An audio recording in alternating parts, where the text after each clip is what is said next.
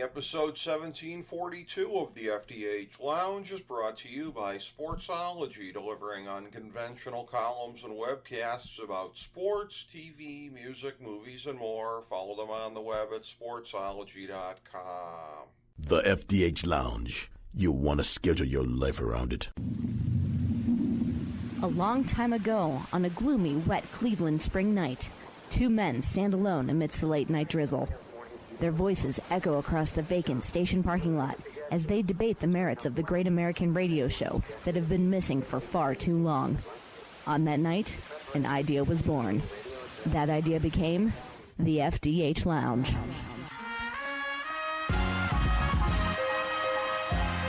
Welcome to the FDH Lounge. Welcome to mini-episode 1742 of the FDH Lounge. This is FDH Managing Partner Rick Morris here with our spoiler-free review of the Netflix documentary The Devil Next Door.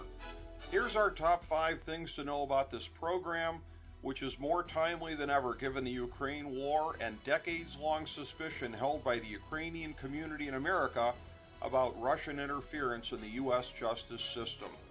Number 5. The documentary unfortunately gave short shrift to the origins of the case in the 1970s. Not that you'd know it from the show, but the case originally lingered for a decade plus domestically before John Demjanjuk was deported to Israel. These were the formative years of the case in America when the divisions that the KGB sought to sow between the Ukrainian and Hebrew communities in America really took root. The case had tremendous novelty as the one huge challenge to citizenship of a suspected Nazi war criminal in all of the decades of post-war life. Number 4. The most extensive and best covered part of the documentary covered the several-year period of Demjanjuk's stay in Israel, from the lengthy preamble to the trial itself, to the conviction, to the reversal by the Supreme Court. Of all of the fascinating angles to this chapter, perhaps the most interesting concerned the controversial and self-aggrandizing Israeli lawyer Yoram Sheftel. It's certainly the most compelling part of the story, as a man accused of horrific war crimes comes face to face with many Holocaust survivors. The curveball of his conviction being overturned, saving him from the gallows, adds another layer to one of the most controversial and disputed stories of our time. Number 3. Yet again, Demjanjuk's time back in America between trials, which lasted over a decade and a half, got glossed over. Granted, it doesn't have the high drama of the actual trials, but more of a look at his attempts to live a low-key life in the aftermath of the worldwide media coverage of his trial, with the government's attempts to deport him ongoing, would have been very interesting. Number 2. Demjanjuk's last chapter, in Germany, being tried as an alleged war criminal, was more compelling and detailed.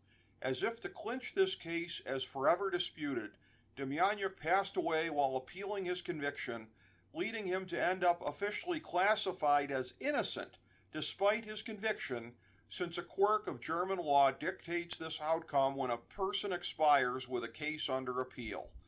Number 1. Unlike Making a Murderer, the presentation of the case is pretty neutral and even-handed, and yet the layout of the case seems fairly damning to Demjanjuk. I'm going to break format a bit here, since I don't usually delve into first-person framing of my opinions and perspectives in these reviews, but this one demands it because of my personal history.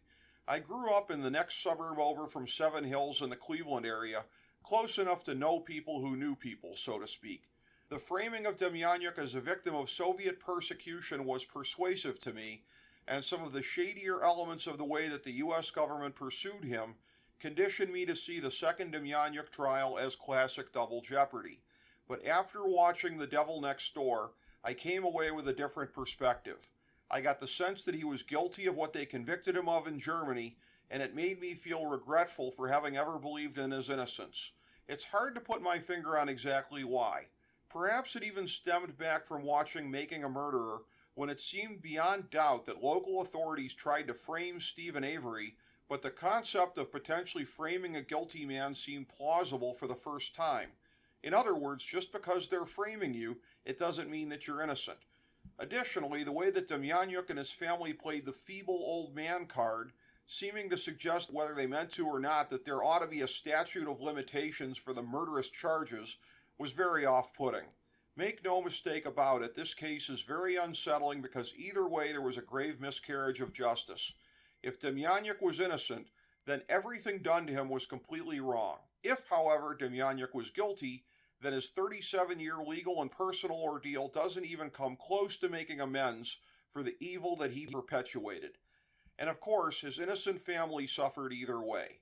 For anyone coming into this case with less familiarity than me, which probably constitutes most of this audience, the perspectives that they take away are fascinating for me to consider. You really have to make up your own mind from what is presented here, which, given the legally inconclusive way that the case ended, seems entirely appropriate. Thank you for joining us for this mini episode of the FDH Lounge.